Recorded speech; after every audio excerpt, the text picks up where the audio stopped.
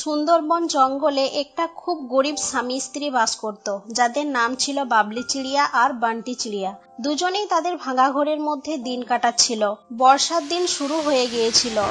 একদিন বাবলি চিড়িয়া তার স্বামী বান্টি চিড়িয়াকে বলল, বান্টি, যেমন করে হোক এবার আমাদের ঘরটাকে ঠিক করাতে হবে। আমাদের ঘরটা চারিদিকে ফেটে গেছে। যখনই ঝড় বৃষ্টি হয় তখন আমার খুব ভয় করে। বান্টি তার স্ত্রী বাবলিকে বলল, আমিও এটাই ভাবছি, এবার আমাদের ঘরটাকে তাড়াতাড়ি ঠিক করাবো, কিন্তু কি করব, আমার কাছে এখন টাকা পয়সাও নেই যে ঘরটা ঠিক করি।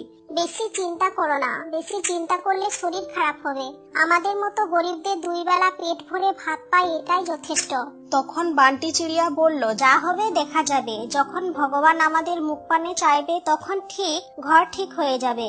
এইসব কথাবার্তার পর বান্টি বাবলিকে রান্না করতে বলল।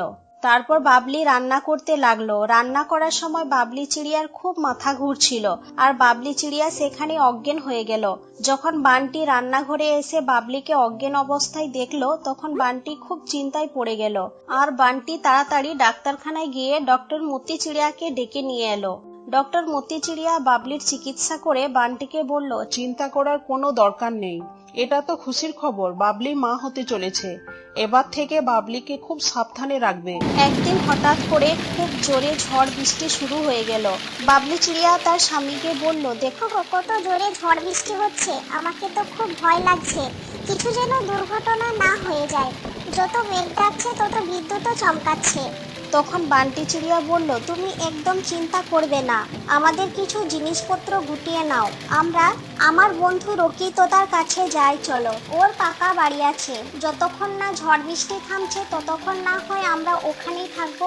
নিজের সামানপত্র নিয়ে 2 স্বামী স্ত্রীতে রকিতদার ঘরে গেল। বৃষ্টি যতক্ষণ না থামবে ততক্ষণ ওর ঘরে থাকার কথা বলল বান্টি রকিকে।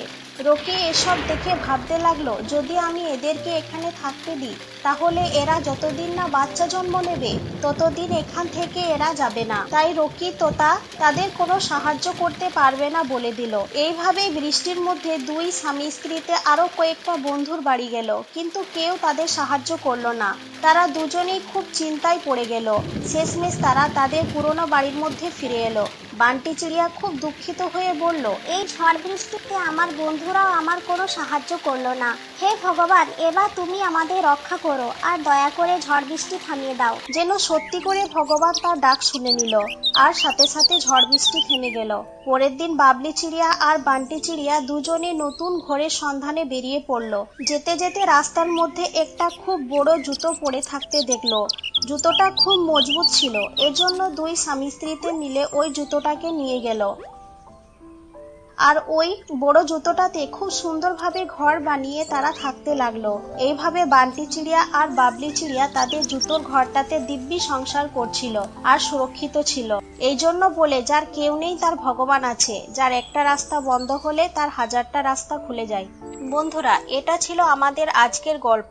যদি আপনাদের এই গল্পটা ভালো লেগে থাকে তাহলে ভিডিওটিকে লাইক করে দিন, আর এইরকম আরো গল্পের জন্য আমাদের চ্যানেলটিকে সাবস্ক্রাইব করবেন।